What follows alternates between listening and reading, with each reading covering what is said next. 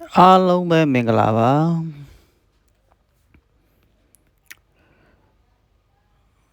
ကျွန်တော်တငယ်ချင်းချစ်မိတ်ဆွေများအတွက်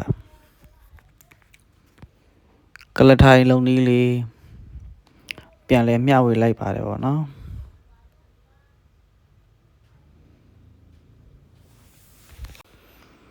ဒါလေးကိုအတူတူလေ့လာကြည့်ကြရအောင်